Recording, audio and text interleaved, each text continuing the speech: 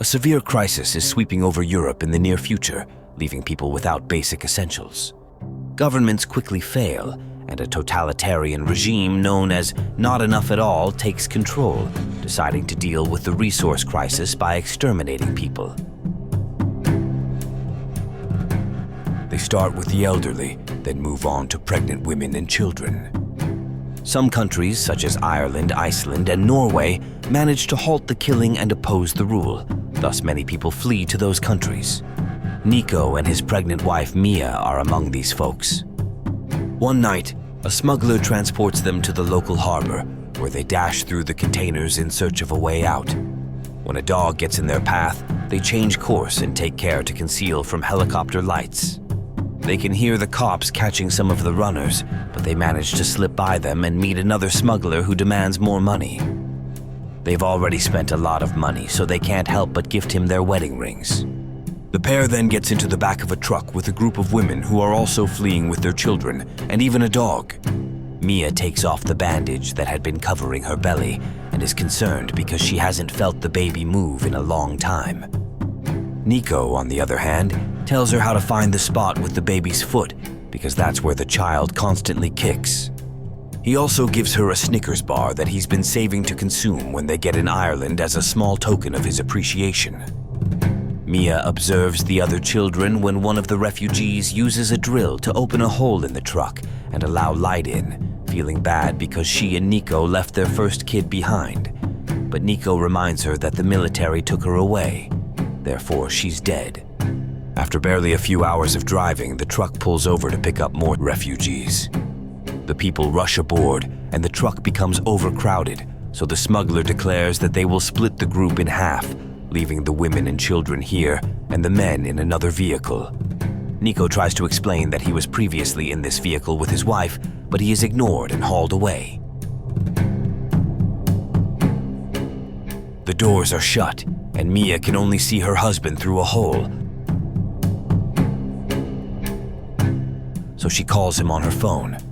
Nico assures her that they will be reunited later because the trucks are traveling in the same direction. For the time being, she must conserve battery power and keep a watch on their belongings. Mia watches the outside world through the hole as the truck continues to go, shocked by the carnage on every corner. Soldiers shoot protesters without mercy, and women are hauled away in cages like cattle. When they arrive at a checkpoint, the truck comes to a halt, and all of the women run to the back. The driver shows paperwork proving he's transporting stuff, but the troops open the truck nevertheless to inspect. They barely see a few boxes at first, since the migrants are hidden behind a sham wall. The leader, on the other hand, is suspicious and sends one of his men inside, instructing him to go as far as possible and shoot at the side wall. The guy does so, and the leader can tell there's a concealed compartment because of the difference in distance, so he goes inside with a few of his soldiers and asks the women to come out. Mia climbs on top of the crates, terrified, just as one of the women opens the false wall. The leader quickly murders her, and the other troops open fire on the entire group, splattering Mia with their blood. By the end, the dog and a small child are the only ones left standing. The dog is allowed to flee, but the soldiers kill the child as well. Mia sobs and texts her husband to advise him to hide once they've left. After a few hours, the truck arrives at another port, and the container is relocated to be loaded onto a ship. Mia calls Nico, but he doesn't answer, so she just leaves a voicemail that the ship is taking her away. She then goes through her stuff and turns on a light before falling asleep.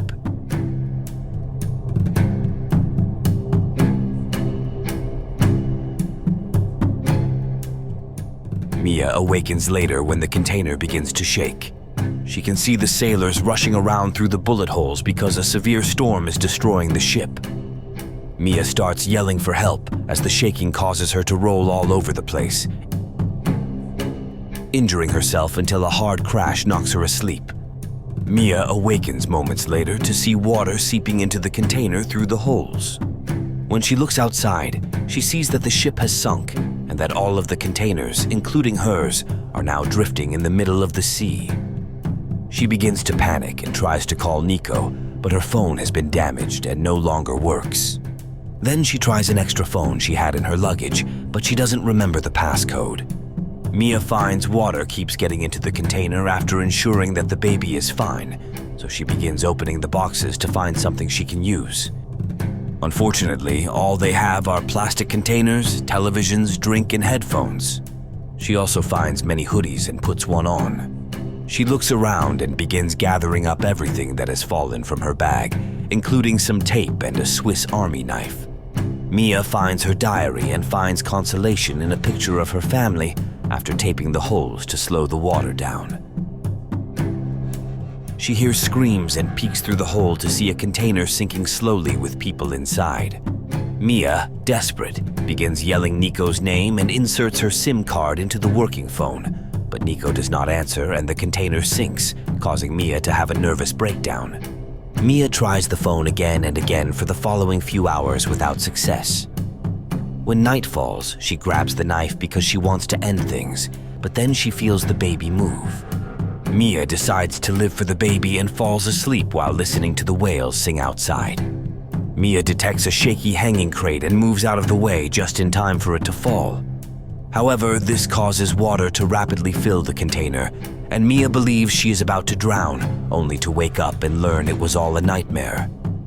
She notices the tape has come off, and the water is growing worse, so she moves a box underneath the hanging one and releases it with her knife, only to uncover still more plastic containers. She is first frustrated, but they suggest that she remove the rubber off the lids and use it to cover the lower holes. Then she takes a hose from one of the several boxes and inserts it into another hole to drain the water through it. She also pushes 2 boxes against the wall to provide a spot to lie down, and she uses additional tape to indicate the water levels, counting down the days until it hits the limit. Mia hangs up the cords from her earbuds and hangs the images from her diary to dry after attempting the phone again. Then she examines her resources, making careful to properly ration her water bottles and food. She also discovers that the drill and lighter that were dropped by others are still operational. Mia's phone receives a call from an unknown number, and she responds to find out it's Nico. He couldn't respond before because his battery failed, and he's still alive because the other driver duped them. Instead of transporting them to the harbor, he abandoned the group outside of town. Mia tells him what happened to her, and Nico swears to rescue her, but for the time being, she must continue to save the battery and survive for the sake of their child. Mia experiences a contraction and begs the baby to wait a bit longer. She eats her sandwich and moves the crates around, but boredom eventually overtakes her. She notices a storm approaching and feels another contraction, hoping it's only a false alarm. Moments later, she is proven incorrect. The storm arrives to shake the container, and the baby is indeed on its way. Mia yells in agony as the water begins to leak back into the container, and her phone rings, but it slips from her grasp when she tries to respond. Mia has no choice but to remove her clothing and hang from the crate's ropes while she rises up and gives birth to the baby in the ocean. Mia promptly removes the umbilical cord from around the baby's neck and pats the baby's back till she cries. Then Mia climbs on a crate and clutches the infant, waiting for the storm to pass. Mia feels the placenta exiting her body the next morning and stores it in a plastic jar. She then cleans up as much as she can and places the baby in a little box with a sweater while she checks her belongings. She consumes some canned food, but her phone has water damage and is no longer functional. To make matters worse, the baby won't stop wailing, and Mia tries unsuccessfully to breastfeed her. When Mia hears the metal of the container squeaking, she has an idea. She takes out the drill and begins drilling holes in the ceiling, hoping to carve a square that will allow her to escape. The loudness, however, makes the baby wail even harder. She does everything to calm her down, but nothing works, and Mia snaps, shrieking at the poor youngster. At the very least, when she recognizes what she has done, she swiftly apologizes. Mia feels her chest reacting and tries again with the baby. This time, milk pours out and the infant eventually feeds. When the weariness sets in, Mia can't stop herself from eating everything she has. Then she returns to drilling the ceiling, but the drill runs out of battery before she can complete.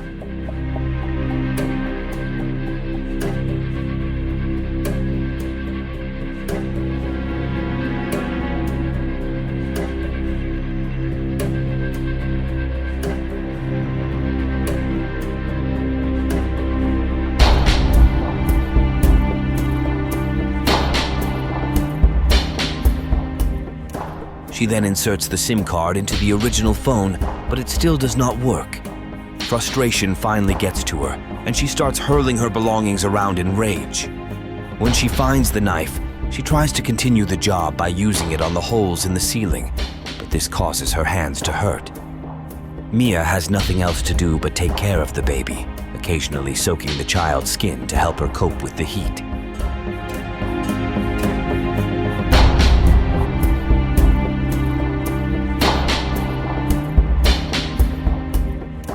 It's difficult for her to sleep since her stomach is grumbling about the lack of food. Desperation eventually wins out, and Mia tries to consume her own placenta.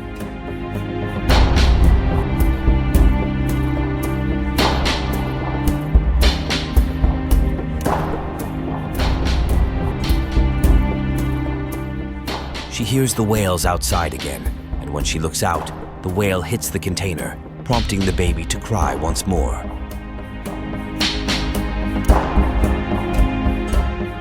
Mia responds by slamming on the container walls, terrifying the whale once more. Mia attempts again the next morning with the knife and the holes, only for the knife to break. Mia must drink the rest of the clean water because the phone is still not working. Mia, feeling disoriented from the heat, takes up some seawater and throws it on her head before licking water drops from the ceiling. Unfortunately, this causes her to become ill after a few minutes. Mia's disorientation worsens over time, and she suddenly sees a paper plane descend on her legs. Her first daughter comes at that point, blaming her mother for her mother's death at the hands of the soldiers. Mia sobs as Nico stands beside her, reminding her that it wasn't her fault. Mia feels better when she wakes up from her dream since it is finally pouring and water is falling through the holes. Mia drinks some water and collects as much as she can in plastic containers. She likewise grabs the can, but when the lid snaps, she has an epiphany. Mia threads the rope from the crates through the holes in the ceiling and begins pushing down until she opens a hole that allows sunlight inside.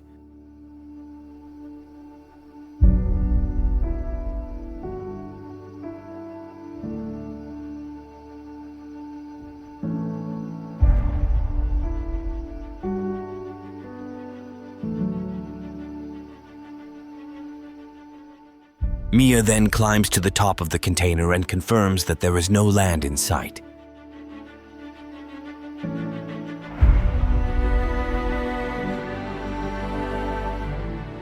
Mia sleeps up there with the baby to get some fresh air, and when it's time to change the baby, she throws the soiled hoodie into the lake. This attracts a large number of fish, so Mia runs to get some rope and a piece of metal to begin fishing. She can't seem to catch a single fish, no matter how hard she tries. After she gives up, she notices a jet flying past and rushes into the container, breaking a television and stealing a piece of its screen. Then she climbs back out, but in her haste, she injures her leg. Ignoring the discomfort for the time being, she uses the screen piece to reflect sunlight, but the jet doesn't notice her and takes off. Mia returns inside the container, dissatisfied, and stitches her wound with wires and little metal bits. It's a difficult process, so she attempts to ease it with wine.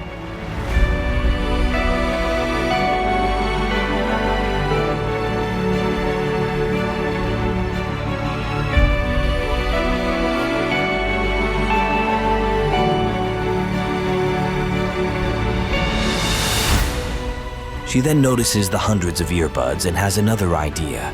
She starts creating a net out of the wires. When she's finished, she throws it in the sea with a soiled rag and finally gets to catch some fish, which she eats uncooked. Mia works hard on her survival for the next few days.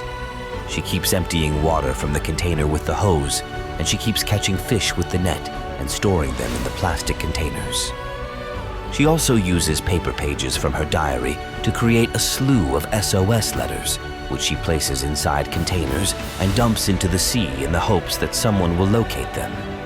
Mia shows the baby all of the family photos one afternoon and decides to name the child Noah after her grandmother, which is the name Nico preferred. She also shows her a picture of her sister and tells her how the troops kidnapped her and how she still blames herself. Mia senses Noah is growing cold later in the evening and starts a fire with some vodka and a lighter. Mia hears something hitting the wall in the middle of the night and walks out to find it's simply a plastic container. Her phone starts ringing at that point, and she's relieved to hear Nico's voice, but he has awful news. He attempted to steal a boat but was apprehended by soldiers and shot. He's currently hiding, but he's slowly bleeding out and doesn't have much time left. Mia places the phone next to Noah so Nico may chat to her and hear her cute little noises. Mia's battery dies after she and Nico say, "I love you," and the wind puts out the flames as she cries. Mia then reveals that she still has the Snickers bar, which she pledged to save for the end of her voyage. Mia is about to snap on day 26. There are rants and drawings on paper sheets pasted all over the container walls, which is soon to run out of water, so Mia and the baby are now living on top of it.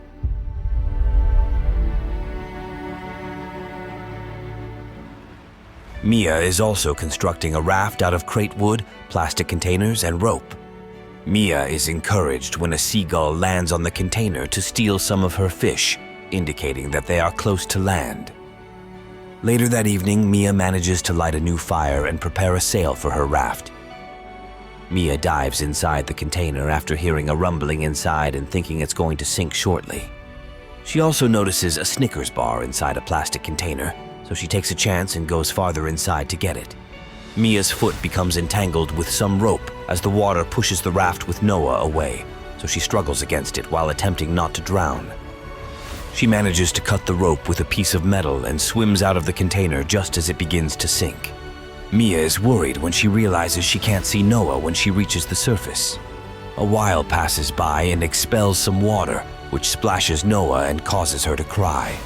Mia can now follow the source of the sounds and find her daughter. Mia opens a plastic container and puts out some fish the next morning while they float around, hoping to attract some birds. Soon, a flock of seagulls flies above them, which is spotted by a boat cruising nearby. They promptly move the boat in that area and rescue the small raft, discovering Noah alive and healthy inside. A rope is also coming out of the raft and falling into the sea, so the sailors begin pulling until Mia's body emerges. The sailors quickly begin CPR, but Mia does not respond, yet they refuse to give up for the sake of the baby. Mia finally responds after several chest compressions, and the sailors bring the baby to her before calling for help on the radio. It takes Mia a moment to realize she's safe, and when she glances to the horizon, she notices they're reaching Ireland, which means she'll be able to start her new life.